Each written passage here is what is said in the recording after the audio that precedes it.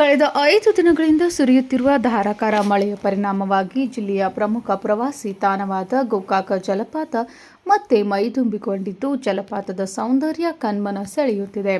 ಪಶ್ಚಿಮ ಘಟ್ಟ ಹಾಗೂ ಘಟಪ್ರಭಾ ನದಿಯ ಜಲಾನಯನ ಪ್ರದೇಶದಲ್ಲಿ ನಿರಂತರ ಮಳೆಯಾಗುತ್ತಿರುವ ಹಿನ್ನೆಲೆಯಲ್ಲಿ ಘಟಪ್ರಭಾ ನದಿಗೆ ಒಳಹರಿವು ಹೆಚ್ಚಿದ್ದು, ಅಪಾರ ಪ್ರಮಾಣದ ನೀರು ಜಲಪಾತದ ಮೂಲಕ ಧುಮ್ಮಿಕ್ಕಿ ಹರಿಯುತ್ತಿದೆ. ಬೇಸಿಗೆಯಲ್ಲಿ ನೀರಿನ ಕೊರತೆಯಿಂದ ತನ್ನ ವೈಭವ ಕಳೆದುಕೊಂಡಿದ್ದ ಗೋಕಾಕ್ ಜಲಪಾತ ಇದೀಗ ಮಳೆರಾಯನ ಕೃಪೆಯಿಂದ ಜೀವಕಳೆ ಪಡೆದುಕೊಂಡಿದೆ.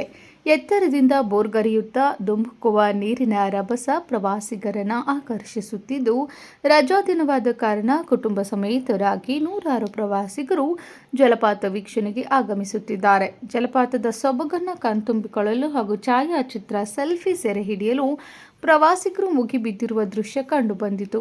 ನೀರಿನ ಹರಿವು ದಿನದಿಂದ ದಿನಕ್ಕೆ ಹೆಚ್ಚುತ್ತಿರುವ ಹಿನ್ನೆಲೆಯಲ್ಲಿ ಅಪಾಯದ ಸ್ಥಳಗಳಿಗೆ ತೆರಳದಂತೆ ಹಾಗೂ ಸುರಕ್ಷತಾ ನಿಯಮಗಳನ್ನು ಪಾಲಿಸುವಂತೆ ಸ್ಥಳೀಯ ಆಡಳಿತ ಸಾರ್ವಜನಿಕರಿಗೆ ಮನವಿ ಮಾಡಿದೆ.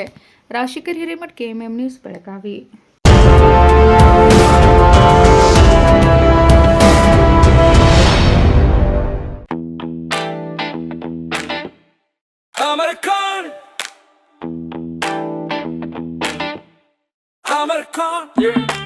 अमरकॉन कलेक्शन में आओ,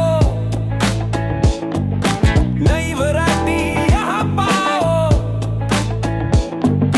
सबके लिए कपड़े हैं खास, अमरकॉन में खुशियाँ हैं पास, अमरकॉन। अमरकॉन कलेक्शन, खड़े बाजार, बेलगाम।